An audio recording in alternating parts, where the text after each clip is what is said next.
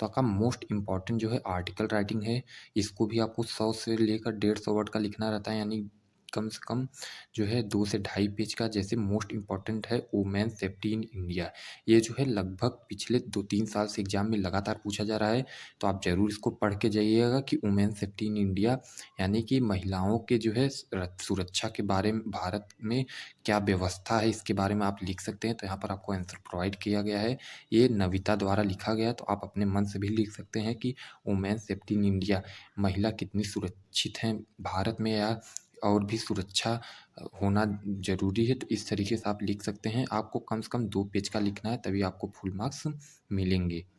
आपका next most important जो है आर्टिकल राइटिंग है जेंडर डिस्क्रिमिनेशन इन सोसाइटी, जो है यहाँ पर भेदभाव जो होता है सोसाइटी में उस पर है। तो इसको भी आपको जो है लिखना है, ये प्रीति द्वारा लिखा गया है, ये भी मोस्ट इम्पॉर्टेंट है। आपको कम से कम 100 वर्ड से लेकर 150 वर्ड का लिखना है, यानी कि 2 पेज का। इस बात का ध्यान रखें कि आप कम से कम 2 पेज का लिखेंगे, तभी आपको 10 मार्क्स मिलेंगे।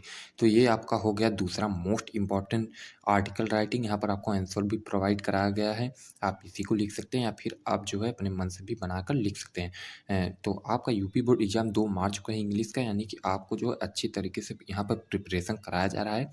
और अगर आप क्लास 12th में जाने वाले हैं, तो न्यू सेशन का भी स्टार्ट कर दिया गया है।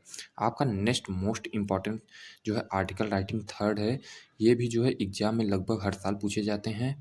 Terrorism a threat to mankind, जी हाँ दोस्तों, ये भी जो हर साल पूछा जाता है। यहाँ पर आप देख सकते हैं 3 ठो दिया गया है ए, बी, सी। तो आप terrorism a threat to mankind यहाँ पर कराया जाएगा, और ये दोनों आपके लिए होमवर्क है।